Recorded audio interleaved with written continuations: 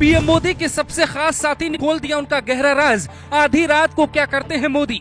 सुबह 7:30 से शुरुआत, फिर 2 बजे रात आया फोन। मुझे लगा पीएम सर सोए क्यों नहीं। कभी पीएम आवास में होती थी देर रात तक पार्टी, जब एक खुलासे से हिल गया था पूरा देश। कोई देश कितनी तरक्की करता है ये निर्भर करता है वहाँ का प्रधानमंत्री कितनी मेहनत करता है। फिनलैंड की पीएम देर रात एक पार्टी में नशे की हालत में नाचते देखी। कोई भी कह सकता है वो भी इंसान है, नाच सकती है, शराब पी सकती है, लेकिन ऐसा मोदी के साथ नहीं हुआ। मोदी ने पीएम आवास को ही वॉर रूम में बदल दिया। क्या देश में सेना के साथ कोई और है जो रात में जागकर आपकी हिफाजत करता है? मोदी सरकार के मंत्री ने न चाहते हुए भी एक ऐसी बात बताई जिसके बाद पूरा सच सामने आ गया। ये बातें एस जयशंकर अमेरिका में सुना रहे थे। हम उनकी बात आपको ट्रांसलेट करके सुनवाते हैं, फिर आप अंदाजा लगाइए मोदी प्रधानमंत्री हैं या असल में प्रधान सेवक। ये उस समय की बात है जब अफगानिस्तान के मज़ार शरीफ में भारतीय दूतावास पे हमले की कोशिश हुई। जैसे ही नई दिल्ली तक सूचना पहुंची, हम लोग हरकत में आ गए। हर तरफ से कोशिश की जा रही थी कि किस तरह मदद पहुंचाई जाए और वहां लोग सुरक्षित रहें। ये सब करते करते आधी रात हो गई। रात को तकरीबन 12:30 बजे तभी मेरे फोन की घंटी बजी। आमतौर पे जब प्रधानमंत्री का फोन आता है तो कोई कॉलर आईडी काम नहीं करता, यानी फोन किसका आ रहा है ये आपको पता नहीं चलेगा। नंबर या नाम कुछ भी स्क्रीन पे दिखाई नहीं देता। मैंने तुरंत फोन उठाया तो दूसरी तरफ से सीधा सवाल आया, जगे हो? मैंने कहा हाँ सर। पीएम ने पूछा, टीवी देख रहे हो? मज़ार शरीफ में क्या चल रहा है? मैंने कहा सर हमला अब भी जारी है, मदद पहुंचाई जा रही है, उम्मीद है 2-3 घंटे में स्थिति सामान्य हो जाएगी। पीएम ने कहा जब हो जाए तो मुझे बता देना। मैंने कहा जी सर, जब ऑपरेशन खत्म हो जाएगा तो मैं आपके वहां सूचना भिजवा दूंगा। कुछ पल शांति रही, फिर पीएम ने जोर देकर कहा मुझे बता देना, सूचना मत भिजवाना। पीएम सर ने फोन रख दिया, पर ये नहीं कहा था मैं सोने जा रहा हूँ। वो अभी भी कह रहे थे मुझे अपडेट करना और सीधे मेरे पास जानकारी लेकर आना।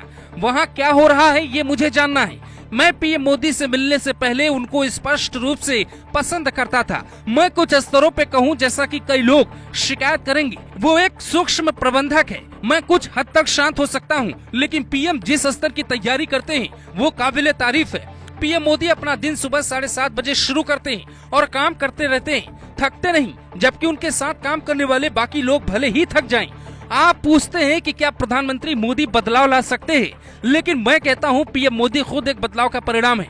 मोदी ने गरीबी देखी, इसीलिए वो बदलाव चाहते हैं। उनके जैसा एक सामान्य व्यक्ति भारत का प्रधानमंत्री बना, ये दिखाता है कि देश कितना बदल गया। जब आप राजनीतिक जीवन में होते हैं तो आपको अलग अलग तरह की चुनौतियों का सामना करना पड़ता है, लेकिन जब कोई शख्स अपने प्रति, अपने काम के प्रति ईमानदार होता है तो उसकी झलक दिखाई देती है। मैं खुद पीएम सर के काम करने का अंदाज देखकर काफी प्रेरित होता हूँ।